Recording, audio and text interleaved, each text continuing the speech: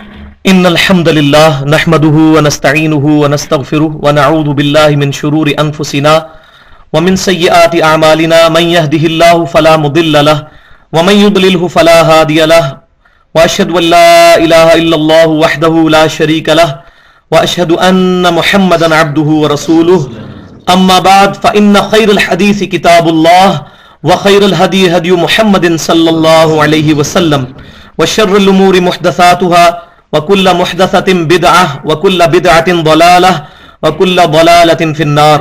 اعوذ بالله السميع العليم من الشيطان الرجيم من همزه ونفخه ونفثه. بسم الله الرحمن الرحيم. رب اشرح لي صدري ويسر لي امري واحلل عقدة من لساني يفقهوا قولي. بسم الله الرحمن الرحيم. ان الله وملائكته يصلون على النبي يا ايها الذين امنوا صلوا عليه وسلموا تسليما. اللهم صل على محمد وعلى ال محمد كما صليت على ابراهيم وعلى ال ابراهيم انك حميد مجيد. اللهم بارك على محمد وعلى ال محمد كما باركت على ابراهيم وعلى ال ابراهيم انك حميد مجيد. بھائیو پہلی بات یہ کلیئر کر لیں کہ آج کا جو ٹاپک ہے اس کا عنوان کیا ہے، اسی عنوان کے اندر میں نے گفتگو کرنی ہے. وہ ہے امام الانبیاء صلی اللہ علیہ وسلم کی ولادت کی اہمیت اور مقصد. یہ فضائل مصطفیٰ صلی اللہ علیہ وسلم پر لیکچر نہیں ہے اس کانٹیکسٹ میں جس طرح ہم لوگ ایکسپیکٹ کر رہے ہوتے ہیں. اگرچہ اس میں فضیلت بیان ہوگی لیکن وہ فضیلت کا وہ پہلو بیان ہو رہا ہوگا جو عموماً علماء کرام بیان نہیں کرتے. ایز فار ایز پروفٹ صلی اللہ علیہ وسلم کی شخصیت از کنسرن، آپ کی پرسنالٹی از کنسرن، تو آپ صلی اللہ علیہ وسلم اور باقی ساری مخلوق میں، انسانوں میں صرف ایک چیز ہی کامن ہے کہ آپ صلی اللہ علیہ وسلم بھی اللہ کے بندے ہیں اور باقی ساری مخلوق بھی اللہ کی مخلوق ہے. بس اس کے علاوہ آپ صلی اللہ علیہ وسلم اور ہمارے درمیان کوئی چیز بھی مشترک نہیں ہے. جب یہ قرآن کی آیت پڑھی جاتی ہے قل انما انا بشر مثلکم، اے محبوب صلی اللہ علیہ وسلم آپ فرمائیں کہ میں بھی تمہاری طرح کا انسان ہوں، اس سے مراد یہ نہیں ہے کہ آپ صلی اللہ علیہ وسلم کی پرسنالٹیز یا آپ کی کوالٹیز ہماری طرح کی ہیں. اس سے مراد یہ ہے کہ آپ صلی اللہ علیہ وسلم کے بارے میں ڈیوینٹی کلیم نہ کی جائے، جیسا کہ عیسیٰ بن مریم علیہ السلام کے بارے میں لوگوں نے ڈیوینٹی کلیم کی کہ وہ اللہ کے بیٹے ہیں. یہ کہا کیتھولکس نے اور پروٹیسٹنٹ نے کہا کہ وہ اللہ ہی ہے، اور ان دونوں کا رد سورہ نساء اور سورہ مائدہ کے اندر آیا.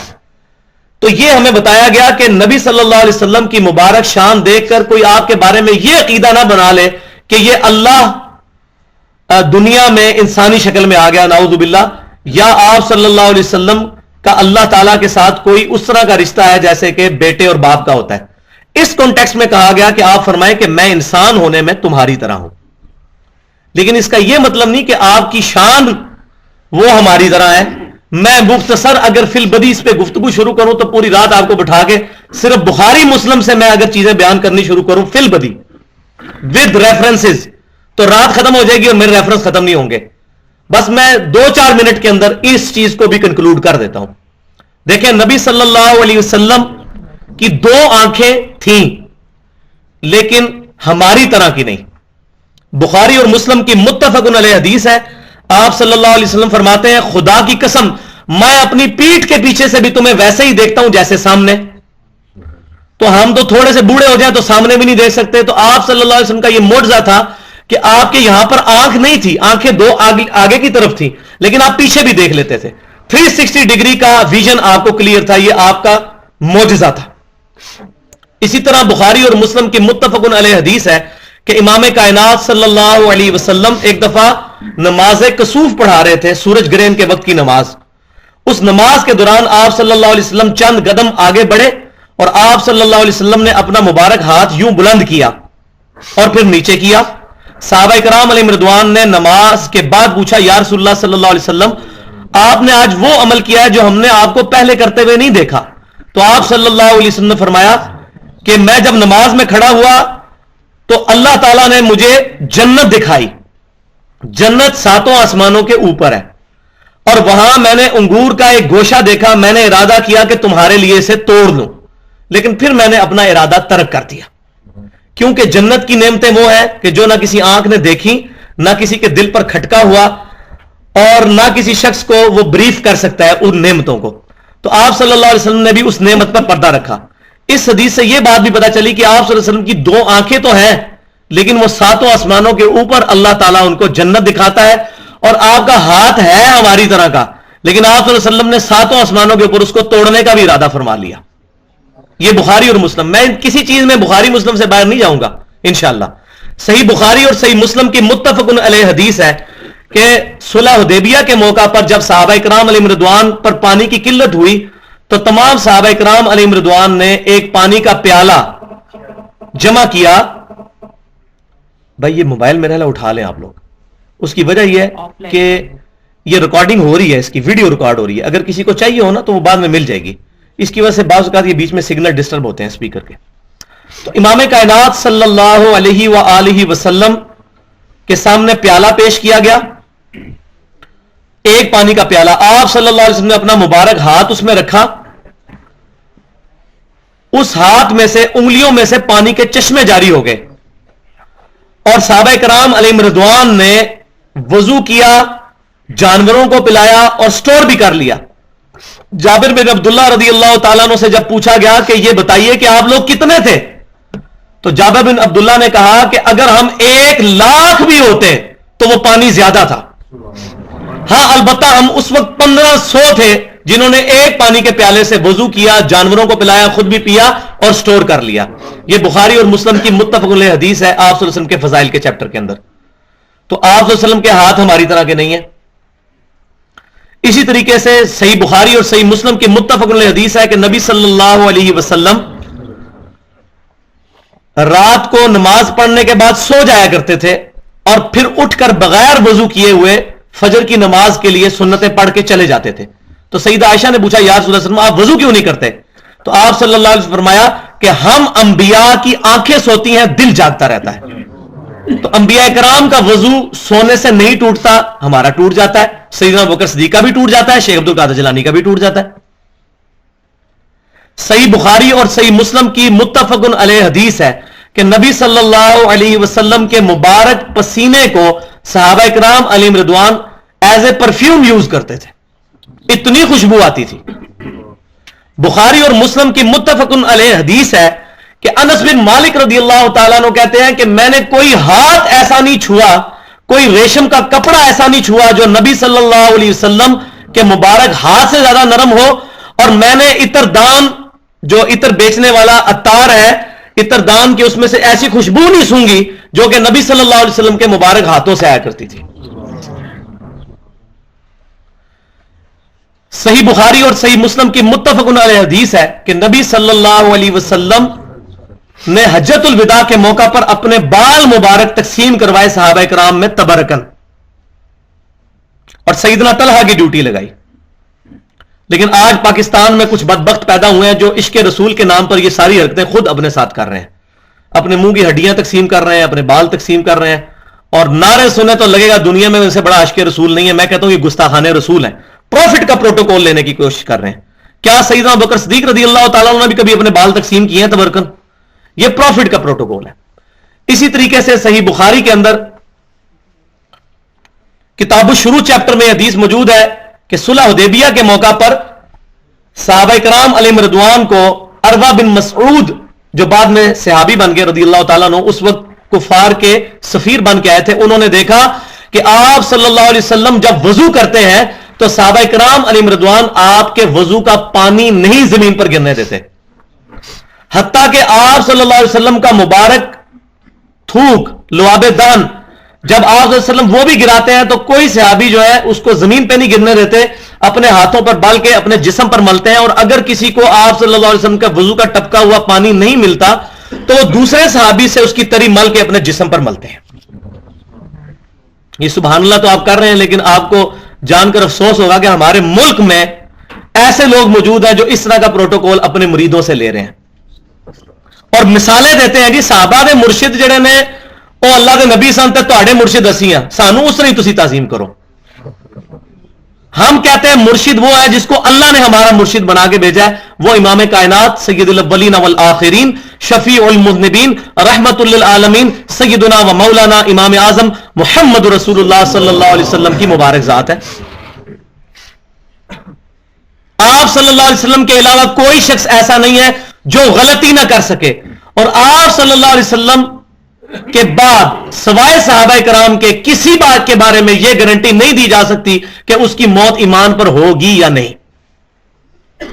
تو یہ جو لوگ جنت کی بشارتیں دیتے پھر رہے ہیں کہ شیخ عبد القادر جیلانی رحمۃ اللہ علیہ نے فرمایا کہ میں اس وقت تک جنت میں داخل نہیں ہوں گا جب تک سارے مریدوں کو جنت میں نہ لے جاؤں، بھائی یہ جھوٹ کوئی نہیں فرمایا شیخ عبد القادر جیلانی نے۔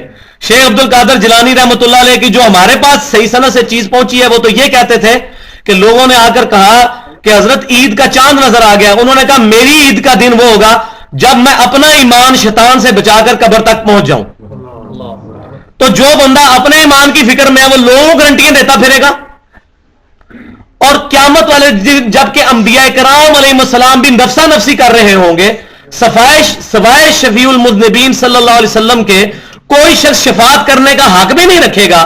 صحیح بخاری اور صحیح مسلم کی متفق علیہ حدیث ہے کہ قیامت والے دن ابراہیم علیہ السلام بھی میری طرف رجوع کریں گے۔ اس کو امام احمد بریلوی صاحب نے بہت پیارے شعر میں کہا، مجھے ان سے اکثر چیزوں میں اختلاف ہے لیکن ان کے شاعرانہ کلام میں کچھ ایسے شعر ہیں جو مجھے پرسنلی پسند ہیں، جو قرآن اور سنت کی باؤنڈری میں ہیں، کیونکہ ہمیں تو یہی تعلیم دی گئی ہے سلف کی طرف سے کہ اچھی بات کسی کی بھی ہو وہ لے لی جائے۔ وہ کہتے ہیں کہ وہ جہنم میں گرا ان سے جو مستغنا ہوا، ہے خلیل اللہ کو حاجت رسول اللہ کی۔ یہ بخاری اور مسلم کی متفق کہ ابراہیم علیہ السلام جو سب سے لاڈلے نبی ہیں، نبی صلی اللہ علیہ وسلم کے بعد اس کائنات میں اللہ کے سب سے لاڈلے بندے ہیں جن کو اللہ نے خلیل اللہ بنایا، وہ بھی نبی صلی اللہ علیہ وسلم کی طرف قیامت والے دن رجوع کریں گے شفاعت کے لیے۔ تو یہ میں ساری چیزیں بیان کر رہا ہوں کہ آپ صلی اللہ علیہ وسلم انسان ہے، جو آپ کو بشر یا انسان نہ مانے وہ کافر ہے، لیکن ہماری طرح کے نہیں ہے۔ صحیح بخاری اور صحیح مسلم کی متفق علیہ حدیث ہے کہ نبی صلی اللہ علیہ وسلم وصال کے روزے رکھا کرتے تھے۔ وصال کا روزہ یہ ہے کہ بغیر افطار کیے اگلا روزہ، پھر اس کو افطار کیے بغیر اگلا روزہ، کنٹینیوس کنزیکٹیو روزے۔ صحابہ کرام علیہم رضوان نے بھی رکھنے شروع کیے لیکن 2 دن کے بعد ان پر بے ہوشی کا عالم طاری ہو گیا۔ تو نبی صلی اللہ علیہ وسلم جلال میں آئے اور آپ نے فرمایا ایکم مثلی، تم میں سے کون میری مثل ہے؟ کسی نے نہیں کہا قل انما انا بشر مثلکم، کیونکہ ان کو پتا تھا اس آیت کا یہ مطلب نہیں ہے۔ اور آپ پوچھ بھی رہے ہیں ایکم مثلی، قرآن ان سے زیادہ کون جانتا تھا؟ انہوں نے نہیں پڑھا قل انما انا بشر مثلکم، انہوں نے خاموشی اختیار کی۔ پھر آپ نے فرمایا کہ میں اپنی راتیں اپنے رب کے ہاں گزارتا ہوں، وہ مجھے کھلاتا بھی ہے اور پلاتا بھی ہے۔ اب اس کو کون بریف کر سکتا ہے؟ صحیح بخاری اور صحیح مسلم کی متفق علیہ حدیث ہے کہ نبی صلی اللہ علیہ وسلم کو کئی دفعہ اللہ تبارک و تعالیٰ نے قبر کے حالات منکشف کیے۔ وہ مشہور حدیث ہے کہ نبی صلی اللہ علیہ وسلم ایک جگہ سے گزر رہے تھے، صحابہ کرام بھی وہاں سے گزر رہے تھے، آپ صلی اللہ علیہ وسلم 2 قبروں کے پاس رک گئے۔ صحابہ کرام نے پوچھا یا رسول اللہ صلی اللہ علیہ وسلم آپ کیوں رکے؟ تو آپ صلی اللہ علیہ وسلم فرمایا کہ ان 2 قبروں والوں کو عذاب ہو رہا ہے، اور کسی بڑی وجہ سے نہیں، ایک پیشاب کے چھینٹوں سے نہیں بچتا تھا اور دوسرا چغلی کھایا کرتا تھا۔ اب قبر کے اندر جو کچھ ہو رہا ہے، نہ سیدنا ابوبکر صدیق کو نظر آیا، نہ سیدنا عمر کو نظر آیا، نہ سیدنا عثمان و علی رضی اللہ عنہم اجمعین کو نظر آیا، نہ صحابہ کرام کو نظر آیا، صرف نبی صلی اللہ علیہ وسلم کو نظر آیا۔ تو اب بدبختی ہے ان لوگوں کی کہ جو 1400 سال کے بعد اپنے بزرگوں کے بارے میں یہ عقیدہ رکھتے ہیں کہ وہ قبروں میں بیٹھے ہوئے ہمارے حالات میں منکشف ہیں۔ میں ایک چھوٹا سا سوال کرتا ہوں کہ دنیا کا سب سے بڑا بزرگ لے آئے آپ اور یہاں پر وہ سو جائے اور خراٹے لینا شروع کر دے، اور میں اس کے سامنے کہوں حضرت صاحب میری بات سنیں، حضرت صاحب میری بات سنیں، آہستہ آہستہ وہ میری بات سن لے گا؟ حالانکہ زندہ ہے تو قبر میں جا کے کیسے سن لے گا؟ ہاں، قبر میں وہ چیزیں جو صحیح سند سے ثابت ہے، جیسا کہ مردہ قدموں کی چاپ سنتا ہے، وہ سارے سنتے ہیں، چاہے حضرت صاحب ہے، چاہے غیر حضرت صاحب ہے، چاہے کافر ہے یا مسلمان ہے، وہ کرامت نہیں ہے، وہ سب سنتے ہیں۔ لہذا میں یہ ساتھ عقیدے کی بھی اصلاح کر رہا ہوں کہ نبی صلی اللہ علیہ وسلم اگر یہ تمام چیزیں جانتے تھے تو خود نہیں جانتے تھے، آپ کو خود علم غیب نہیں تھا، نہ آپ نے کبھی دعویٰ کیا۔ قرآن میں آتا ہے نبی تم فرماؤ صلی اللہ علیہ وسلم کہ نہ میں غیب خود نہیں جان سکتا، آپ صلی اللہ علیہ وسلم کو تو مطلع کیا جاتا تھا، جس چیز پہ بتایا جاتا تھا وہ آپ کو پتا ہوتی تھی، جو نہیں بتایا جاتا تھا نہیں علم میں ہوتی تھی. لیکن آج ہم فیتا لے کے یہ نہیں ناپتے کہ یہ پتا تھا یہ نہیں پتا تھا، یہ بھی نہیں کرتے. یہ بھی دوسری ایکسٹریم ہے. لہذا آپ صلی اللہ علیہ وسلم کو جو چیز بتائی جاتی تھی وہ آپ کے علم میں آتی تھی، اور آپ صلی اللہ علیہ وسلم پر ہی غیب کی خبریں کھولی جاتی تھیں. تو یہ ایک ڈیٹیل سے ٹاپک شروع ہو جائے گا. میں ساتھ ساتھ تھوڑی اصلاح کر رہا ہوں. اور صحیح بخاری کتاب الشہادات میں ایک حدیث موجود ہے. سیدنا عمر فاروق رضی اللہ تعالیٰ عنہ فرماتے ہیں، جن کے بارے میں ایک ضعیف روایت مشہور ہے کہ انہوں نے 600 میل دور جو ہے وہ ساریہ نامی ایک جرنیل کو، جس نام کا جرنیل ہی کوئی نہیں تھا حضرت عمر کی فوج میں، اس نام کا کوئی جرنیل ہے ہی نہیں تھا، اس کو پکارا، اس کو دیکھا، انہوں نے 600 میل آواز سن لی. اور یہ وہ بھائی میرے یہ سب باتیں اصول محدثین پہ ضعیف ہیں. اس کے مقابلے میں صحیح بخاری میں یہ ہے کہ حضرت سیدنا عمر ہی کہتے ہیں، دیکھیں اللہ نے کیسی حفاظت کی ہے اس عقیدے کی، کہ جب تک اللہ کے نبی ہم میں موجود تھے، ہم سے کوئی غلط بیانی کرتا تھا اللہ تعالیٰ ہمیں وحی کے ذریعے بتا دیتا تھا. اور جب سے آپ صلی اللہ علیہ وسلم دنیا سے تشریف لے گئے، اب ہمیں نہیں پتا لوگوں کے دلوں میں کیا ہے، ہم تو لوگوں کی شکلوں پہ ہی فیصلہ کرتے ہیں کیونکہ وحی کا سلسلہ ختم ہو چکا ہے. لہذا جو شخص یہ مانتا ہے کہ آج کی ڈیٹ میں کوئی بزرگ یا کوئی نیک آدمی کسی کا دل کا حال جان سکتا ہے یا غیب کی خبر بتا سکتا ہے، وہ عقیدہ ختم نبوت کے خلاف عقیدہ رکھتا ہے. اس میں اور غلام احمد قادیانی میں 19-20 کا بھی فرق نہیں ہے. غلام احمد قادیانی کہتا تھا میں نبی ہوں، وہ دجال، اس پہ سارے مولویوں نے فتویٰ لگا دیا، اور اسی طرح کی باتیں باقی سارے کرتے آئے ہیں. صوفیاء کی کتابیں اٹھا کے دیکھیں تو دعوے ختم ہی نہیں ہوتے. غلام احمد قادیانی کو بھی شرمندہ کرتے ہیں وہ دعوے، اور اس نے اپنی کتابوں میں صوفیاء کے حوالے بھی دیے ہیں کہ ہاں جی میں نے کون سا نیا کام کیا ہے، یہ بزرگ بھی آپ کے یہ کرتے آئے ہیں. اس سے صرف یہ غلطی ہوئی جس کو میں چھوٹی سی مثال سے سمجھاتا ہوں کہ یہاں 2 شراب کے گلاس پڑے ہوں، ایک بھائی کہے کہ میں انگوروں کا جوس پی رہا ہوں، اس کو کوئی برا نہیں کہے گا، کوئی تحقیق بھی نہیں کرے گا. دوسرا کہ میں شراب پینے لگوں گے یہ خراب ہے. تو صوفیاء نے وہی شراب جو ختم نبوت پہ ڈاکہ مارا وہ انگوروں کا جوس کہہ کے مار دیا، جبکہ ان لوگوں نے جو کچھ کیا وہ واضح کیا، اس وجہ سے یہ فتوے کے اندر آ گئے. اور آپ یہ کتابیں اٹھا کے دیکھ لیں. ٹھیک ہے. اچھا اب ہم اس ٹاپک کو لے کے چلتے ہیں جو آج کا میرا ٹاپک تھا. یہ میں نے ساری تمہیدی گفتگو اس لیے کی کہ میں اس فضیلت کو ایڈریس کر دوں جو کہ عوام کے اندر مشہور ہے کہ جی فلانا گستاخ رسول، فلانا کہتا ہے نبی تو ساڑھے آر نے. وہ تو بھائی نبی صلی اللہ علیہ وسلم کے بارے میں بھی لوگ کہتے تھے کہ یہ نعوذ باللہ جادوگر ہے، پاگل ہیں، یہ سب جھوٹ بولتے تھے. اصل یہ ہے کہ بات آ کر کوئی سنے تو پتہ چلے گا گستاخ رسول ہے، اور لیکن اس میں حوصلہ ہونا چاہیے بات سننے کا. بسم اللہ الرحمن الرحیم. سورۃ النساء کی 165 نمبر آیت کے اندر اللہ تبارک و تعالی نے انبیاء کرام کی بعثت کا مقصد بیان کیا ہے کہ ہم نے انبیاء کرام کو دنیا میں کیوں بھیجا ہے. یہ اب ٹیکنیکل گفتگو ہونے لگی ہے نبوت کے منصب کے اوپر. سورۃ النساء آیت نمبر 165. رسلا مبشرین و منذرین لئلا یکون للناس علی اللہ حجہ. ہم نے رسول بھیجے خوشخبریاں سنانے کے لیے جنت کی، اللہ کی نعمتوں کی، اور ڈر سنانے کے لیے قبر و آخرت کا، accountability of day of judgement کا، تاکہ اللہ پر حجت نہ رہے، لوگوں کے پاس کوئی دلیل نہ رہے اللہ کے خلاف، بعد الرسل، رسولوں کے آ جانے کے بعد. وکان اللہ عزیزا حکیما، اور بے شک اللہ تعالی غالب ہے اور حکمت والا ہے. یعنی رسولوں کو اس لیے بھیجا گیا تاکہ قیامت والے دن کوئی اللہ کو بلیم نہ کر سکے کہ یا اللہ رسول آتے تو ہم ہدایت قبول کر لیتے، کوئی حجت قائم نہ رہے. یہ ہے رسولوں کو بھیجنے کا مقصد. لیکن ساتھ ہی فرمایا وکان اللہ عزیزا حکیما، بے شک اللہ تعالی جو ہے وہ غالب اور حکمت والا ہے، وہ ہر چیز پہ کنٹرول رکھتا ہے. وہ انبیاء کرام کے بغیر بھی لوگوں کو ہدایت دے سکتا تھا، لیکن یہ اس کی حکمت ہے عزیزاً حکیمہ کہ اس نے پروفٹس کے طریقے سے لوگوں تک ہدایت پہنچائی، محتاج نہیں ہے. یہ اہل سنت کا اجماعی عقیدہ ہے.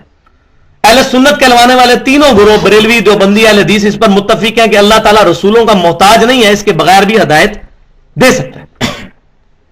انبیاء کرام کو دی ہے نا، انبیاء کرام کو جو بلٹ ان ہدایت انسٹنکٹ میں ڈالی، بغیر کسی رسول کی ڈالی نا.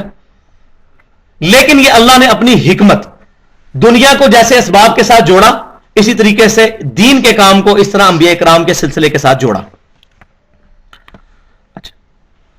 اب دوسری چیز اسپیشلی ہمارے نبی صلی اللہ علیہ وسلم کی شان کے بارے میں. تمام انبیاء کرام تو آئے خوشخبریاں اور ڈر سنانے کے لیے. ہمارے پروفٹ صلی اللہ علیہ وسلم کے بارے میں پرٹیکولر کیا مینشن ہوا کہ عیسیٰ علیہ السلام کو دنیا سے جب اٹھایا گیا 33 عیسوی کے اندر، اس کے تقریباً 550 سال کے بعد 571 عیسوی میں امام کائنات صلی اللہ علیہ وسلم دنیا میں تشریف لائے. تو یہ جو بیچ کا پیریڈ ہے اس کو کہتے ہیں فطرت کا پیریڈ. یہ توئے والی فطرت نہیں ہے، یہ تے والی ہے. ایسا گیپ جس کے اندر کوئی پروفٹ نہ آیا ہو. تو اللہ تبارک و تعالیٰ اسی چیز کو بیان فرماتا ہے سورۃ المائدہ کی 19 نمبر آیت میں، یا اہل الکتاب، اے یہودیوں اور عیسائیوں اہل کتاب، قد جاءکم رسولنا یبین لکم علی فترۃ من الرسل، بے شک ہمارے پاس، آپ کے پاس ہمارے رسول آ گئے ہیں جو تمہارے سامنے بالکل واضح چیزیں بیان کرتے ہیں، یعنی دین کے احکام. علی فترۃ من الرسل، جبکہ رسولوں کے آنے کا سلسلہ کچھ عرصے سے رک چکا تھا.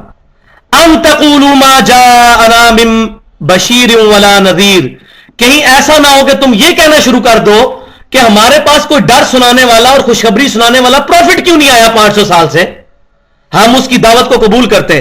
فقد جاءکم بشیر ونذیر، پس اب جان لو کہ تمہارے پاس ڈر سنانے والا اور خوشخبری سنانے والا نبی صلی اللہ علیہ وسلم تشریف لے آئے ہیں. واللہ علی کل شیء قدیر، اور اللہ تعالیٰ ہر چیز پر قدرت رکھتا ہے.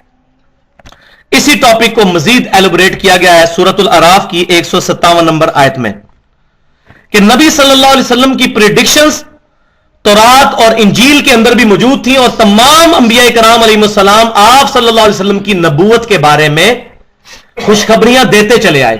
اس کا ذکر یہ سورۃ الاعراف کی آیت نمبر 157 میں ہے. الذین یتبعون الرسول النبی الامی الذی یجدونہ مکتوبا عندہم فی التوراۃ والانجیل، وہ لوگ جو کہ اس رسول امی کو، وہ رسول کہ جو کسی انسان سے نہیں پڑھا ہوا، جس کو اللہ نے تعلیم سکھائی ہے، اس کی پیروی کرنے والے جو لوگ ہیں، الذی یجدونہ مکتوبا عندہم فی التوراۃ والانجیل، یہ اس ہستی کی پیروی کر رہے ہیں کہ جس کا ذکر یہ پاتے ہیں تورات اور انجیل جیسی کتابوں کے اندر، ان صحیفوں میں. یأمرہم بالمعروف، یہ نبی صلی اللہ علیہ وسلم ان کو نیکی کا حکم دیتے ہیں. وینہاہم عن المنکر، اور ان کو برائی سے منع کرتے ہیں. ویحل لہم الطیبات، اور ان کے لیے پاکیزہ چیزوں کو حلال کرتے ہیں. کیونکہ حضرت یعقوب علیہ السلام نے ان کی پرسنل پسند پر انہوں نے اونٹ کا گوشت کھانا چھوڑ دیا تھا. اسی وجہ سے یہودی اونٹ کا گوشت نہیں کھاتے تھے، حالانکہ حلال ہے. پھر اللہ تعالیٰ نے قرآن پاک میں سورہ ال عمران میں چیلنج بھی کیا یہودیوں کو، لاؤ تورات میں کہاں لکھا ہوا ہے کہ اونٹ کا گوشت حرام ہے. یہ تو یعقوب علیہ السلام کی پرسنل ناپسند تھی، ہم نے حرام نہیں کیا تھا، تو وہ حرام کر چکے تھے، تو نبی صلی اللہ علیہ وسلم نے آ کر اس کو حلال کیا. وہ ہے تو نہیں تھا حرام، لیکن ان کے کانٹیکس میں تھا. تو وہ حرام کرتے ہیں، حلال کرتے ہیں پاکیزہ چیزوں کو. وَيُحَرِّمُ عَلَيْهِمُ الْخَبَائِثَ، اور حرام کرتے ہیں خبیث اور گندی چیزوں کو کہ ان چیزوں سے بچو. وَيَضَعُ عَنْهُمْ إِصْرَهُمْ، اور وہ ان سے جو بھاری بوجھ ہے وہ دور کرتے ہیں. وَالْأَغْلَالَ الَّتِي كَانَتْ عَلَيْهِمْ، اور وہ زنجیروں کے توق جو ان پہ پڑے ہوئے تھے وہ بھی ان سے دور کرتے ہیں. فرسودہ خیالات اور عجیب و غریب قسم کی رسومات، سپرسٹیشسنس کہ کالی بلی راستہ کاٹ دے تو یہ نحوست ہے، شیشہ ٹوٹ جائے تو نحوست ہے، یہ تمام جو چیزیں انہوں نے اپنی طرف سے ذہن میں بنائی ہوئی تھی، یہ تمام بوجھ ان سے دور کرتے ہیں. یہ معاشرے کی زنجیریں وہ توڑ کر حق بات ان تک پہنچاتے ہیں. فالذین آمنوا بہ، پس جو لوگ ان پر ایمان لاتے ہیں ان کو اب 4 کام بتائے جا رہے ہیں اسی آیت کے اندر. یہ پوری آیت نہیں ہوئی ہے، اب یہ ہمیں ایڈریس ہو رہا ہے کہ اب یہ پروفٹ کے آنے کے بعد آپ کی کیا ذمہ داری ہے. وَعَزَّرُوهُ، کہ آپ ان کی تعظیم کرو. پہلی چیز عزت کرو، جو قرآن پاک میں آیا لا ترفعوا اصواتکم فوق صوت النبی، نبی صلی اللہ علیہ وسلم کی آواز سے بھی آواز بلند نہیں کرنی. عزت پہلی شرط یہ کرنا ہے. وَنَصَرُوهُ اور جو لوگ ان کی مدد کریں گے. مدد یہ نہیں ہے کہ نبی صلی اللہ علیہ وسلم کہیں گے کہ فلاں المدد فلاں المدد فلاں، اس طرح کی آیتیں لے گے تو وہ غیر اللہ سے مدد ثابت کر رہے ہوتے ہیں. مدد مراد یہ ہے کہ جو لوگ دین میں ان کے ساتھ جو ان کا ہاتھ بٹائیں گے. آج بھی کوئی شخص نبی صلی اللہ علیہ وسلم کی دعوت لوگوں میں عام کرتا ہے، وہ بھی آپ صلی اللہ علیہ وسلم کی مدد کر رہا ہے. اس کا یہ مطلب نہیں کہ وہ رسول اللہ کا مشکل کشا ہو گیا، یہ اسباب کے معنوں میں ہے. اس کو لے کے تو یہ یا علی مدد کا نعرہ یا فلاں کو پکارنا، غیر اللہ سے دعا مانگنا، یہ ثابت نہیں ہوتا. تو جو ان کی مدد کریں گے، دو چیزیں، وَاتَّبَعُوا النُّورَ الَّذِي أُنزِلَ مَعَهُ اور اتباع کریں گے پھر اس نور کی جو ان کے ساتھ نازل ہوا ہے. کون سا نور؟ قرآن. جو نور ان کے ساتھ نازل ہوا اس کی اتباع بھی کریں گے. اولئک هم المفلحون تو یہ لوگ فلاح پائیں گے کہ جو ایمان لے کر آئے، نمبر 1. نمبر 2 نبی صلی اللہ علیہ وسلم کی عزت کریں. نمبر 3 ان کے دین کی مدد کریں. اور نمبر 4 قرآن پاک جو نور ساتھ اترا ہے اس کی پیروی کریں. وہ لوگ ہوں گے. اب نبی صلی اللہ علیہ وسلم کی بعثت جو ہے وہ کن لوگوں کے لیے ہوئی، اس کے بارے میں قرآن کیا کہتا ہے؟ پہلے جتنے بھی انبیاء کرام علیہ السلام آئے وہ خاص قوم یا نسل یا قبیلے کے لیے آئے. اسی لیے ایک وقت میں کئی انبیاء ہوتے تھے، بلکہ اللہ تبارک و تعالیٰ نے تو اس چیز کو کیٹاگوریکل مینشن کیا ہے سورۃ النحل کی آیت نمبر 36 میں. وَلَقَدْ بَعَثْنَا فِي كُلِّ أُمَّةٍ رَسُولًا بے شک ہم نے ہر امت میں کوئی نہ کوئی رسول بھیجا.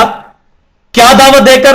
أَنِ اعْبُدُوا اللَّهَ کہ عبادت کرو اللہ کی، وَاجْتَنِبُوا الطَّاغُوتَ اور شیطان اور جھوٹے خداؤں کا انکار کرو.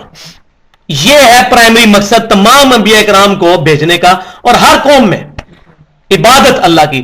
اور یہاں میں یہ ضمناً چیز عرض کر دوں، عبادت دو چیزوں کا نام ہے. ایک تو ہماری عبادات ہیں جیسے نماز، روزہ، حج، زکات، یہ قربانی، یہ تمام چیزیں اللہ کے لیے. ایاک نعبد ہم تیری ہی عبادت کرتے ہیں، وایاک نستعین اور صرف تجھی سے غائب میں مدد مانگتے ہیں. ظاہری اسباب تو ہم اختیار کر سکتے ہیں، وتعاونوا علی البر والتقوی قرآن پاک میں آتا ہے، نیکی پرہیزگاری کے کاموں میں ایک دوسرے کی مدد کرو. لیکن غائب میں مدد کے لیے پکارنا، دعا کرنا، اسی کو تو دعا کہتے ہیں، وہ اللہ کے ساتھ خاص ہے. ایاک نعبد و ایاک نستعین. نہ کسی نبی کو پکار سکتے ہیں دعا کے لیے، نہ کسی فرشتے کو پکار سکتے ہیں دعا کے لیے، نہ سیدنا علی کو پکار سکتے ہیں، نہ کسی بزرگ کو. پکاریں گے اللہ کو، اللہ کی مرضی فرشتے کے ذریعے مدد کرے، کسی نبی کی روح کے ذریعے مدد کرے، یہ اللہ تبارک و تعالیٰ کے اینڈ پہ رہنے دے. تو یہ کہنا جی فلاں کو اذن مل گیا اللہ کی طرف سے، میں کہتا ہوں اذن ملنے کے بعد بھی ہم نہیں پکار سکتے. یہ فرشتے جو ہیں بارش نہیں برساتے اللہ کے اذن سے، تو بارش کے لیے ہم فرشتوں کو پکارتے ہیں یا اللہ کو؟ تو فرشتوں کو تو اللہ نے اختیار دیا بارش برسانے کا، تو فرشتوں کو پکارنا چاہیے نا. اور بھائیو جب فرشتوں کو نہیں پکارا جا سکتا بارش کے لیے، تو ہم کسی اور کو کیسے پکار سکتے ہیں؟ فرشتوں کا تو اختیار قرآن میں موجود ہے. تو پکارنا اللہ کو، اللہ کی مرضی. جیسے بخاری شریف کتاب الوکالہ میں حدیث ہے کہ جب کوئی آیت الکرسی پڑھتا ہے اللہ اس کی حفاظت میں فرشتہ مقرر کر دیتا ہے، لیکن فرشتے کو پکار نہیں سکتے. اس طرح کی مثالیں دیکھ کہتے ہیں غیر اللہ سے مدد. یہ غیر اللہ سے مدد نہیں ہے، یہ تو اللہ سے مانگا اللہ نے دی. ایاک نستعین. اور نہیں جی کچھ حقیقی ہوتی ہے کچھ مجازی ہوتی ہے، تو پھر عبادت بھی کچھ حقیقی ہوتی ہوگی کچھ مجازی. حضرت علی کی مجازی عبادت ہو سکتی ہے، حقیقی صرف اللہ کی. ادھر کہیں گے نہیں. تو اسی ایک آیت میں ایک ہی لفظ ہے، ایاک نعبد صرف تیری عبادت، و ایاک نستعین اور صرف تجھی سے مدد، غائب میں مدد، دعا. دا اپروپریٹ ٹرانسلیشن آف ایاک نستعین، ہم دعا صرف اللہ سے کرتے ہیں. بھائیو یہ اپنا آپ ٹھیک کر لو. آج بھی میں سن رہا تھا صبح فجر کے وقت لوگ جو ہے وہ صلاۃ و سلام پڑھتے ہوئے نبی صلی اللہ علیہ وسلم سے دعا مانگ رہے تھے. یا شفیع المذنبین فریاد ہے. استغفر اللہ. شرک is the most sensitive issue in the sight of اللہ. اللہ کے نزدیک سب سے حساس معاملہ شرک کا ہے. سورۃ المائدہ میں اللہ تعالیٰ فرمایا ہے آیت نمبر 72 میں، انہ من یشرک باللہ فقد حرم اللہ علیہ الجنہ ومأواہ النار وما للظالمین من انصار. بے شک جو کوئی بھی اللہ کے ساتھ شرک کرے گا اللہ نے جنت اس کے اوپر حرام کر دی ہے اور اس کا وہاں پر کوئی مددگار بھی نہیں ہوگا. حتیٰ کہ سید الاولین والآخرین شفیع المذنبین رحمت للعالمین سیدنا و مولانا امام اعظم محمد رسول اللہ صلی اللہ علیہ وسلم کی صحیح بخاری اور صحیح مسلم کی متفق علیہ حدیث ہے کہ اللہ نے ہر نبی کو ایک دعا دی جو اس نے اس دنیا میں کر لی, اور میں نے اپنی دعا اپنی امت کے لیے چھپا کے رکھی ہے قیامت کے دن کے لیے. میری دعا سے میرے ہر امتی کو نفع پہنچے گا سوائے اس کے جس نے اللہ کے ساتھ کسی قسم کا شرک کیا ہوا. صحیح مسلم کی حدیث ہے, جس مسلمان کے جنازے میں 40 ایسے مسلمان شریک ہوں جو شرک نہ کرتے ہوں, اللہ اس کی مغفرت کر دے گا, شفاعت قبول کر لے گا. اس کا مطلب ہے جنازہ پڑھنے والا بھی مشرک ہو سکتا ہے. یہ شرک ختم ہو چکا ہے, شرک ختم ہو چکا ہے. شرک صرف ایک گروہ سے ختم ہوا ہے. بخاری اور مسلم کی حدیث ہے, میری امت کا صرف ایک گروہ قیامت تک حق پہ قائم رہے گا, باقی 72 تو دوزخ میں جانے ہیں. وہ بشارت جو ہے نا کہ میری امت شرک میں مبتلا نہیں ہوگی, وہ صحابہ کرام کے بارے میں فرمایا. اس وقت صحابہ کرام وہ ایک گروہ تھے. صحابہ کے بعد جب فرقے بنے تو جو صحابہ کے پیٹرن پہ چل رہا تھا وہی صرف محفوظ ہے, دوسرے تو شامل ہے. کتنے لوگ ہیں جنہوں نے ان الحق کے نعرے لگائے ہیں. یہ حلولیہ کا جو فرقہ ہے اس کو خود صوفیاء نے مشرک کا ہے. علی بن عثمان حجویری صاحب نے کشف المعجوم میں لکھا ہے کہ حلولیہ مشرک ہے. یہ کہتے ہیں اللہ بندے کے اندر حلول کر جاتا ہے, تو ہے تو مسلمان تھے, وہ تو شرک تو کرتے تھے. تو یہ ایک لانا سے ٹاپک ہے, اس میں ہم نے ریسرچ پیپر لکھے, لیکن میں یہ چیز بتا رہا ہوں. اور 2 دفعہ قرآن میں مینشن ہوا ہے ان اللہ لا یغفر ان یشرک بہ, اللہ بے شک اس گناہ کو کبھی معاف نہیں کرے گا کہ کوئی شخص اللہ کے ساتھ شرک کرے. وَيَغْفِرُ مَا دُونَ ذَلِكَ لِمَن يَشَاءُ, اس کے علاوہ جو گناہ اگر چاہے گا تو معاف کر دے گا. اوپن لائسنس نہیں وہ بھی, لیکن امید ہے. اور قربان جاؤ سیدنا علی رضی اللہ تعالیٰ عنہ کے, جن کے بارے میں صحیح مسلم میں حدیث ہے علی سے محبت نہیں رکھے گا مگر مؤمن, علی سے بغض نہیں رکھے گا مگر منافق. جامعہ ترمذی میں صحیح قول موجود ہے سیدنا علی کا, وہ کہتے ہیں کہ مجھے قرآن میں سب سے بڑھ کر محبوب یہ آیت ہے ان اللہ لا یغفر ان یشرک بہ, کہ اللہ شرک معاف نہیں کرے گا, ہر گناہ معاف کر دے گا, شرک معاف نہیں کرے گا. میں اللہ سے امید کرتا ہوں کہ میں شرک نہیں کرتا, اللہ میرے باقی گناہوں کو معاف کر دے گا. اور آج افسوس کی بات ہے حضرت علی کا نام لے کے سب سے زیادہ دنیا میں اس روئے ارض پہ شرک ہو رہا ہے. صحیح بخاری اور صحیح مسلم میں حضرت علی سے روایت ہے کہ نبی صلی اللہ علیہ وسلم نے غزوہ خیبر کے موقع پر متا کو اور گدھوں کے گوشت کو قیامت تک کے لیے حرام کر دیا, اور حضرت علی کا نام لے کے لوگ متا کر رہے ہیں. اب دیکھ لیں کتنی حکمت ظاہر ہوئی کہ وہی حدیث ہے, انہی سے روایت ہے. صحیح مسلم کے اندر کتاب الذکر چیپٹر میں حدیث موجود ہے, اور جامعہ ترمذی میں ڈیٹیل کے ساتھ موجود ہے کہ امام کائنات صلی اللہ علیہ وسلم نے فرمایا کہ اللہ تعالیٰ فرماتا ہے کہ میرا بندہ زمین و آسمان گناہوں کے بھر کے آ جائے, اور اس کے نام اعمال میں اگر یہ گناہ نہ ہوا کہ اس نے میرے ساتھ شرک نہ کیا ہوا, میں اتنی ہی مغفرت کے ساتھ ملوں گا جتنے اس کے گناہ ہوں گے. اس سے بڑی اور کیا بات ہوگی بھائیو. ایک ہی تہیا کرو, شرک نہیں کرنا, کسی نوع کا شرک نہیں کرنا. جہاں شائبہ بھی شرک کا ہو اسے پیچھے ہٹ جانا ہے. دعا صرف اللہ سے کرنی ہے, نہ سیدنا علی سے کرنی ہے, نہ سیدنا شیخ عبد القادر جیلانی سے کرنی ہے, نہ امام کائنات صلی اللہ علیہ وسلم سے. یہ گستاخی ہے رسول اللہ صلی اللہ علیہ وسلم کو مدد کے لیے پکارنا. سنن ابن ماجہ میں صحیح حدیث موجود ہے, سنن ابی داؤد میں بھی موجود ہے. ایک صحابی حضور کو سجدہ کرنے لگے, آپ صلی اللہ علیہ وسلم نے ان کو منع فرما دیا. وہ صحابی حضور کی محبت میں تو سجدہ کر رہے تھے, آپ اجازت دے دیتے. عشق دے چلے نمبر لے گئے عقل والا تے اونجی عملہ گاریاں, اس چلے نو نبی صلی اللہ علیہ وسلم نے اجازت دے دینی چاہیے سی. آپ فرمایا فوراً سر اٹھاؤ, یہ کیا کر رہے ہو؟ انہوں نے کہا جی وہ کوفے کے میں گیا تھا, یہ نجدی سارے یہ نجدی وہاں سے نکلے, کوفے سے, عراق میں سے.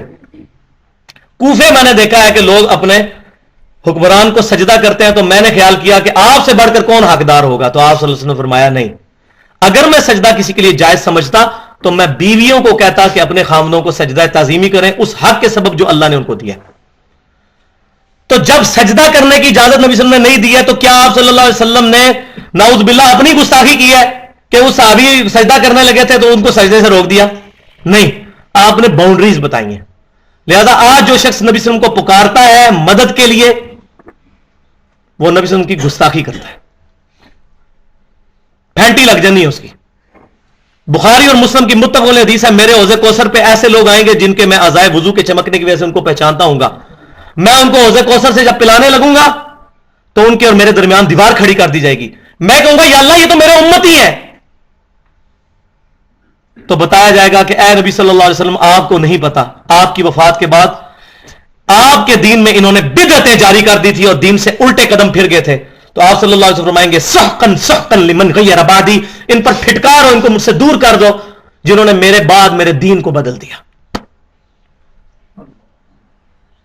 ہمارے سامنے بزرگیاں آڑے آ جاتی ہیں، ایڈے بڑے بزرگ کس طرح غلط ہو سکتے ہیں؟ اسی کہنے ہیں سارے بزرگ غلط ہو سکتے ہیں سوائے امام کائنات صلی اللہ علیہ وسلم نے. کاتب وحی تھا ایک شخص حضور صلی اللہ علیہ وسلم کا، بخاری مسلم میں ہے، مرتد ہو گیا تھا، عیسائی ہو گیا تھا، دفنایا جاتا تھا، زمین قبول نہیں کرتی تھی، نبی کی صحبت میں ہونے کے باوجود وہ مرتد ہو گیا. بھائیوں کس کی کوئی گارنٹی نہیں ہے، تو اس کو پکڑے جس کی گارنٹی ہے، وہ امام کائنات صلی اللہ علیہ وسلم کی مبارک ذات ہے. تو نبی صلی اللہ علیہ وسلم کا پرٹیکولر منصب بیان ہوا سورہ سبا کی آیت نمبر 28 میں، وَمَا أَرْسَلْنَاكَ إِلَّا كَافَّةً لِلنَّاسِ بَشِيرًا وَنَذِيرًا.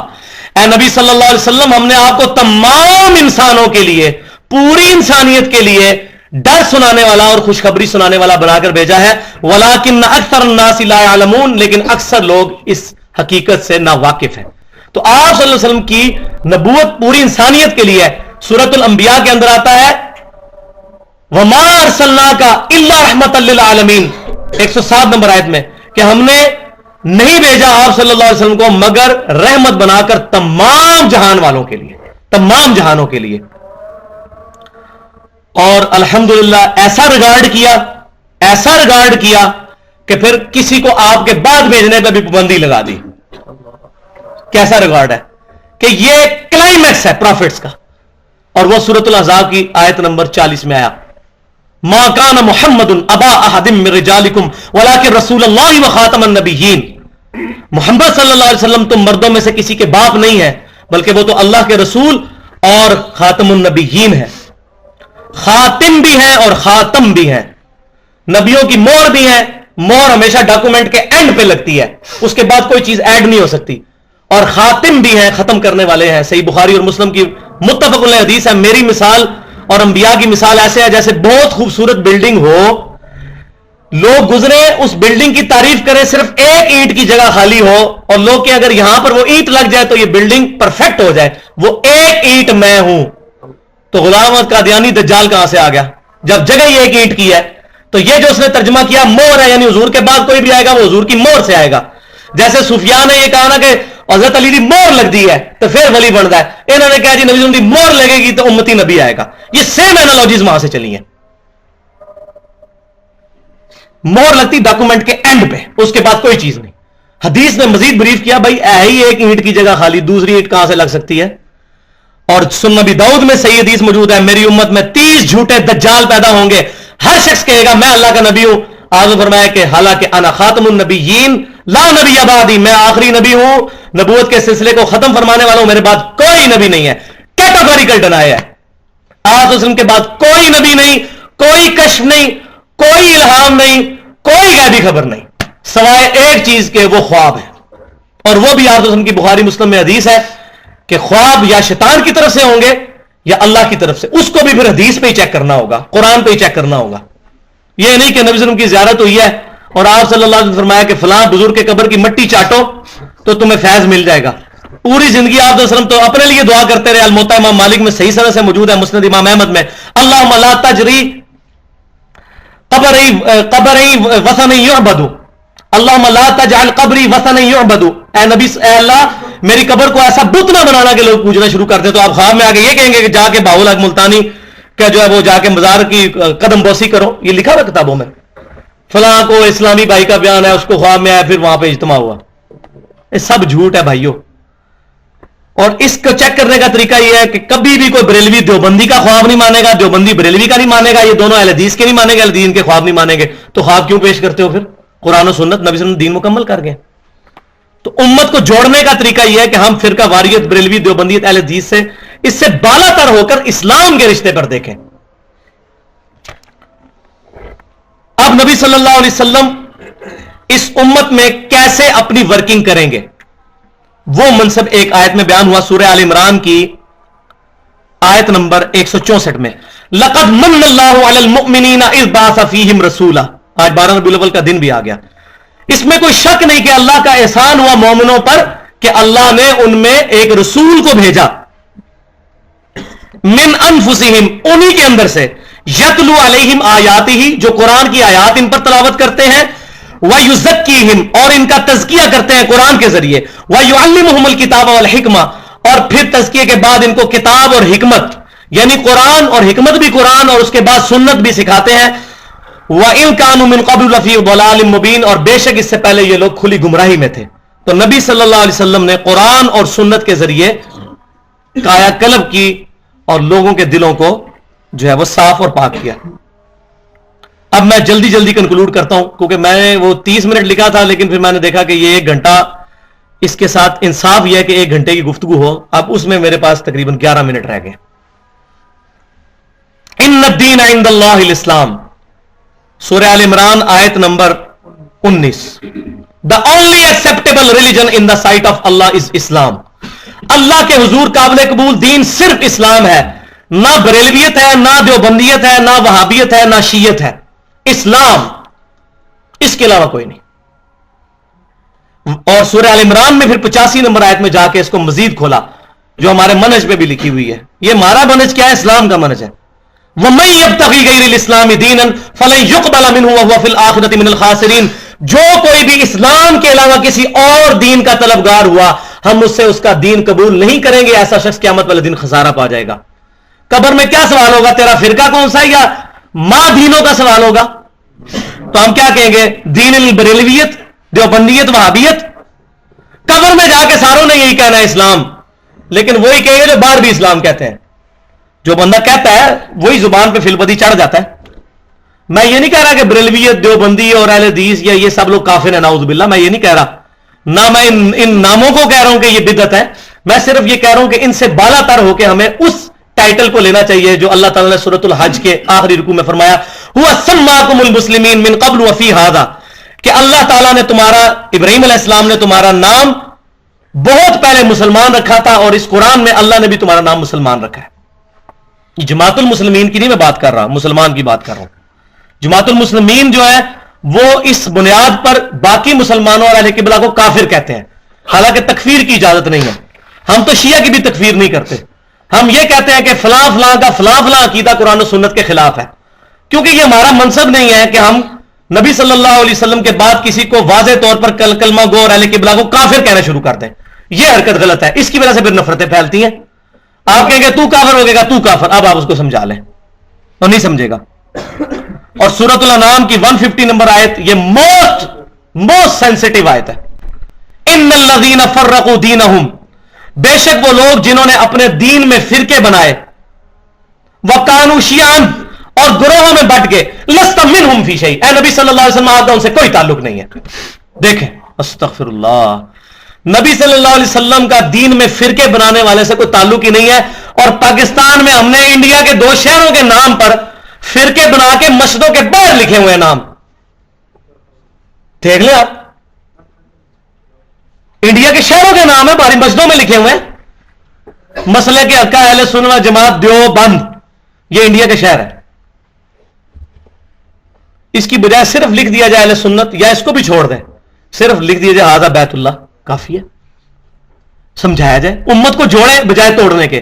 اس کی بنیاد کے اوپر پھر فرقے بنتے چلے جا رہے ہیں، وہ ان کے پیچھے نماز نہیں پڑھتے، وہ ان کے پیچھے نہیں پڑھتے، وہ کہتے ہیں وہ کافر، وہ کہتے ہیں وہ مشرک، وہ کہتے ہیں وہ گستاخ رسول، اے ماما نے گستاخ فلانے، بس یہ گیم چل رہی ہے اور قرآن و سنت کی تعلیمات سے۔ اور یہ میں آپ کو بتاؤں، یہ ساری گیم مولویوں کی شروع کی ہوئی ہے۔ مولویوں کی روٹی اس وقت تک قائم ہے جب تک یہ آپس میں ہم لڑتے رہے، تبھی تو مسجدیں چلیں گی نا۔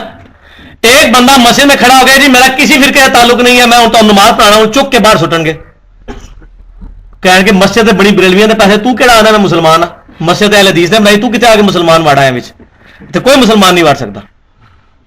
وہ آیا نا عبد الرحیم گرین انگلینڈ سے پاکستان میں، اس کو کسی نے بتایا پاکستان اسلام کا قلعہ ہے، تو میں تو ہمیشہ کہتا ہوں پاکستان گمراہی کا قلعہ ہے۔ حقیقت بتاؤں، جتنی گمراہی ادھر ہے نا، جاہلیت دنیا کے کسی ملک میں نہیں، جتنی فرقہ واریت یہاں پہ کہیں نہیں ہے۔ تو پاکستان آیا، وہ کہتا جی میں پاکستان آیا، میں نے مجھے تو کوئی مسلمان نہیں ملا ادھر۔ اس نے کہا کیا ہوا جی؟ اس نے کہا جی میں جس سے پوچھتا ہوں کہتا میں بریلوی ہوں، کوئی کہتا میں دیوبندی ہوں، کوئی کہتا اہل حدیث ہوں۔ اس کو نہیں پتا تھا کہ مسلمانوں کے فرقوں کے نام ہے، وہ کہتا جی مسلمان کہنے والا مجھے کوئی نہیں مسلم ملا، وہ واپس چلا گیا۔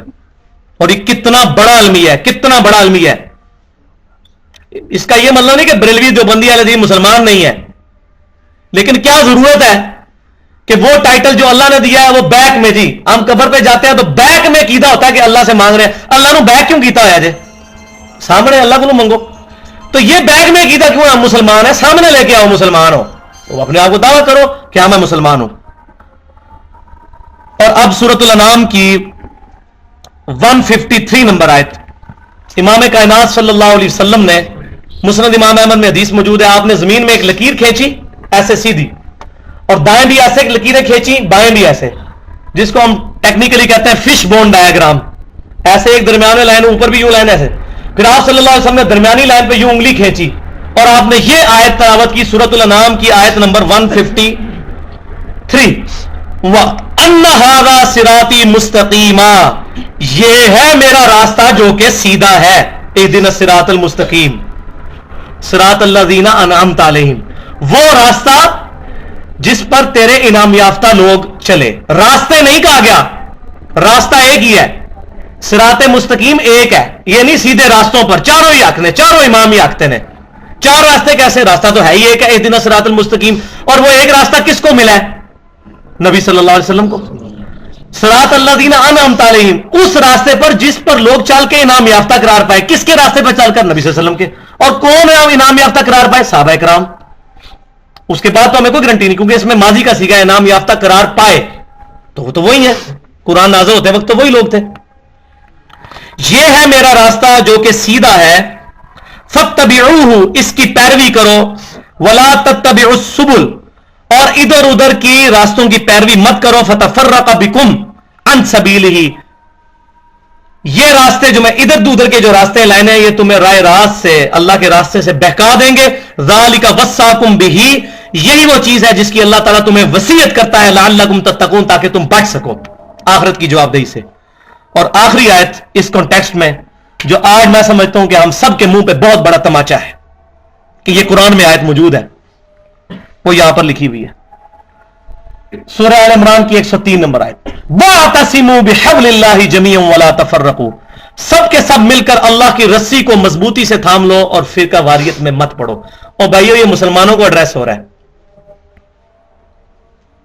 اتنی باتیں کر کے بھی کئی لوگ بعد اٹھ کے کہیں گے نہیں جی وہ کوئی نہ کوئی تو ہونا چاہیے. پھر پوچھتے ہیں جی وہ کون سا فرقہ ہے جو حق پر ہے؟ ہم کہتے ہیں وہ فرقہ ہے جو کہتا میں کسی فرقے میں نہیں ہوں، وہ حق پر ہے.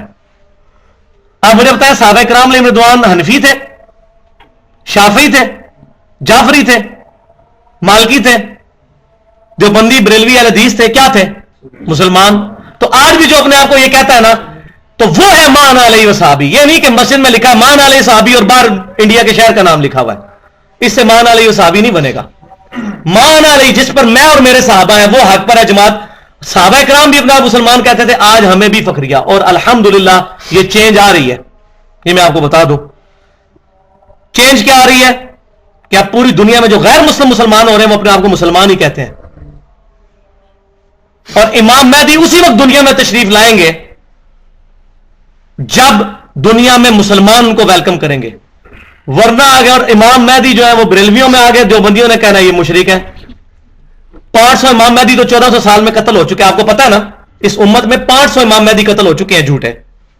ابھی بھی آ جائے تو قتل ہو جائے گا، کیونکہ بریلویوں میں آئے گا تو دیوبندی کہیں گے مشرک، دیوبندیوں میں آ گیا بریلوی میں کہنا گستاخ رسول، اور خدا نہ خواستہ اگر اہل حدیث میں آ گیا انہیں کہنا پہلے انہوں مقلد کرو امام حنیفہ دا، اگلی گل بعد سنا گے. صحیح بات ہے.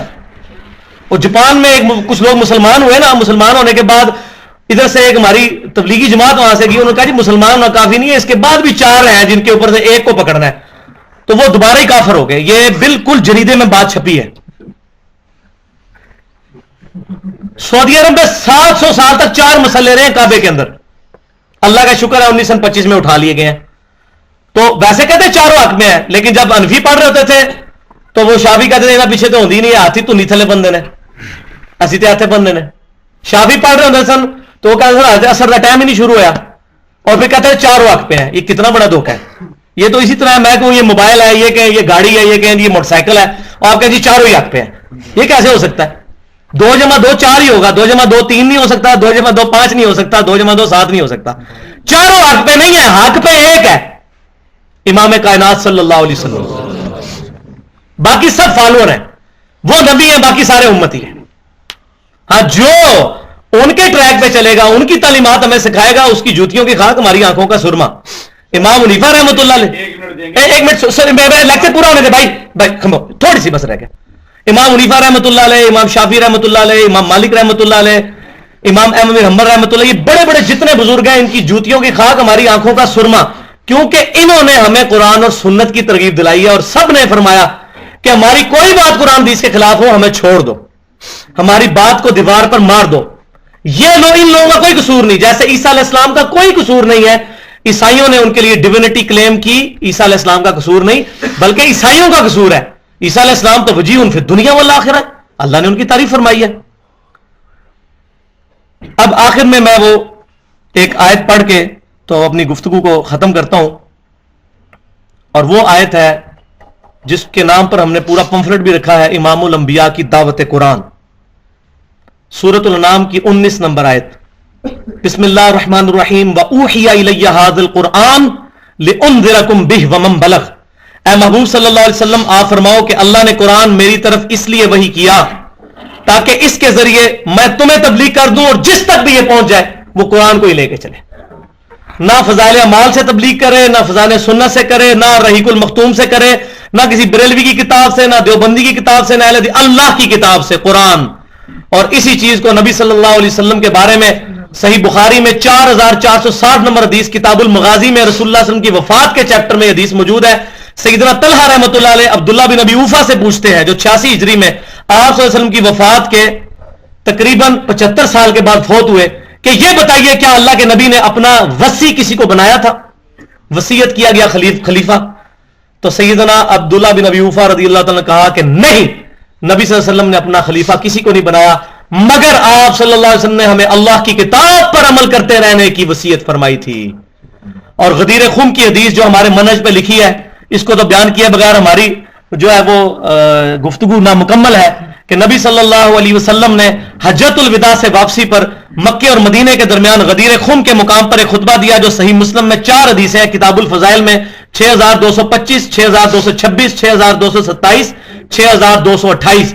نبی صلی اللہ علیہ وسلم نے خم کے مقام پر کھڑے ہو کر فرمایا، اے لوگو آگاہ ہو جاؤ، میں بھی ایک انسان ہوں، قریب ہے کہ اللہ کا قاصد یعنی موت کا فرشتہ میرے پاس آئے اور میں اس کی دعوت قبول کر لوں. میں اپنے بعد 2 بھاری چیزیں چھوڑ کر جا رہا ہوں، ان میں سے پہلی چیز تو اللہ کی کتاب ہے. اب ذرا الفاظ سن لیں، پہلی چیز اللہ کی کتاب ہے، اس میں ہدایت ہے، اس میں نور ہے، تم اللہ کی کتاب کو پکڑو، اپنا تعلق اس کے ساتھ مضبوط کرو. اللہ کی کتاب اللہ کی رسی ہے، وَاعْتَصِمُوا بِحَبْلِ اللَّهِ. جو اس کو پکڑے گا وہ ہدایت پر ہے، جو چھوڑ دے گا وہ گمراہ ہو جائے گا. اور زید بن ارقم کہتے ہیں کہ آپ صلی اللہ علیہ وسلم ہمیں ابھارتے رہے، اللہ کی کتاب، اللہ کی کتاب، اللہ کی کتاب. اور دوسری چیز میرے اہل بیت ہے، اہل بیت کے معاملے میں تمہیں اللہ سے ڈراتا ہوں، ان کے ساتھ یعنی کہ حسن سلوک کرنا. لہذا جن لوگوں نے اہل بیت کے ساتھ ظلم کیا یا ان کے بارے میں زبان درازی کی، چاہے وہ سیدنا حسین کے خلاف کرتے ہوں یا سیدہ عائشہ کے خلاف، اہل سنت ان سے بری ہیں. چاہے یزید ہوں یا رافضی ہوں، اہل سنت ان سے بری ہیں. تو اہل بیت کو پکڑے کے حکم نہیں دیا، اہل بیت کا ادب کرنا ہے. پکڑنا کس کو ہے؟ کتاب اللہ کو. اور کتاب اللہ کو پکڑنا سنت کو پکڑنا ہے، کیونکہ حجۃ الوداع کی جو حدیث ہے المستدرک للحاکم میں انٹرنیشنل نمبرنگ کے مطابق کتاب العلم چیپٹر میں 318 نمبر حدیث، کہ امام کائنات صلی اللہ علیہ وسلم نے حجۃ الوداع کے موقع پہ فرمایا تھا، میں اپنے بعد تم میں 2 چیزیں چھوڑ کے جا رہا ہوں جن کو مضبوطی سے پکڑ لینا، تم کبھی گمراہ نہیں ہوگے. ایک اللہ کی کتاب اور دوسرے اس کے رسول صلی اللہ علیہ وسلم کی سنت. اور سنت وہ ہوگی جو صحیح احادیث سے ڈرائیو ہوگی، اور نبی صلی اللہ علیہ وآلہ وسلم کی صحیح احادیث الحمدللہ پہلے 300 سال میں کمپائل ہو چکی ہیں، ہمارے پاس صحیح حالت میں موجود ہیں الحمدللہ. اور تمام مکاتب فکر ان پر متفق ہیں، خصوصاً 2 کتابوں پر، صحیح بخاری اور صحیح مسلم پر. اس کے علاوہ بھی جہاں بھی کوئی صحیح حدیث ہو کسی بھی دنیا کی کتاب میں صحیح سند کے ساتھ، جو کہ پہلے 300 سال کے محدثین نے اس کو صحیح کہا ہو، وہ ایکسیپٹیبل ہے الحمدللہ. اس کو ماننا ہمارے ایمان کا حصہ ہے. اسی طریقے سے اجماع حجت، اجماع امت کو حجت ماننا دراصل قرآن و سنت کو ماننا ہے، کیونکہ المستدرک للحاکم کی کتاب العلم چیپٹر میں 399 نمبر جو ہے وہ حدیث موجود ہے کہ نبی صلی اللہ علیہ وسلم فرمایا کہ میری امت کبھی گمراہی پر جمع نہیں ہوگی. لہذا امت کا اجماع بھی حجت ہے. جب پوری امت ایک اجماع کرے, جس طرح قادیانیوں کے اوپر امت نے اجماع کیا, سیدنا ابوبکر صدیق کی خلافت پر اجماع کیا, قرآن پاک کو کتابی شکل لانے پر اجماع کیا, تراویح کی جماعت پورا مہینہ پڑھنے پر اجماع کیا, یہ اجماع بھی حجت قرآن و سنت کے اندر ہے, لیکن یہ قرآن و سنت سے ڈرائیوڈ ہے, ایبسولوٹ قرآن اور سنت ہی ہے. اور چوتھی چیز ہے اجتہاد, جو کہ مصنف ابن ابی شیبہ میں صحیح سند کے ساتھ اور سنن دارمی کے مقدمے میں حسن لذاتی سند کے ساتھ سیدنا عمر کا قول موجود ہے 22,990 نمبر المصنف ابن ابی شیبہ میں, کہ سیدنا عمر کہتے ہیں جب بھی کوئی مسئلہ آئے تو پہلے قرآن میں دیکھو, اس کے بعد سنت میں دیکھو, اگر قرآن میں نہ ملے سنت کے بعد امت کا اجماع دیکھو, اگر وہاں بھی نہ ملے اس کے بعد تم اجتہاد کرو. تو اجتہاد ہر بندے کا اپنا ہوگا, قیامت تک کے لیے اجتہاد جاری ہے, کیونکہ اگر کہا جائے کہ اجتہاد 1200 سال پہلے ختم ہو چکا تو آج کے جتنے مسئلے ہیں وہ تو آج سے 100 سال پہلے کے لوگوں کو بھی نہیں تھے پتا. پوسٹ مارٹم کا مسئلہ, انتقال خون کا مسئلہ, ویڈیو کیمرے کا مسئلہ, قطبین پہ نماز کا مسئلہ, جہاز میں نماز کا مسئلہ, یہ تمام جدید مسائل یہ اجتہاد ہوگا اور یہ قیامت تک جاری ہے. یہ کوئی 4 بندوں پہ فکس نہیں ہو گیا ہوا, یہ قیامت تک جاری ہے. تو یہ 4 چیزیں. لیکن اہل سنت اور اہل بدعت کا اختلاف یہ ہے کہ اہل سنت کہتے ہیں پہلے قرآن پھر سنت پھر اجماع پھر اجتہاد, جبکہ اہل بدعت اجتہاد کو پہلے نمبر پہ لے آتے ہیں, قرآن سنت اجماع کا بھی بعض اوقات انکار کر دیتے ہیں, جان بوجھ کر نہیں, لا علمی کے اندر. تو اللہ تبارک و تعالیٰ ان کی اس غلطی کو معاف کرے. میں نے جو کچھ بیان کیا اللہ تعالیٰ سے دعا ہے کہ اس میں جو حق بات کی وہ ہمارے دلوں میں راسخ فرمائے, جو کوئی غلط بات میرے منہ سے نکلی ہمارے دلوں سے محو کر دے, اور اللہ تبارک و تعالیٰ ہمیں پوری زندگی کتاب و سنت کی تعلیمات پر عمل کر کے اور اس کو دوسروں تک پہنچانے کی توفیق عطا فرمائے. سبحانک اللہم و بحمدک اشہد ان لا الہ الا انت استغفرک و اتوب الیک.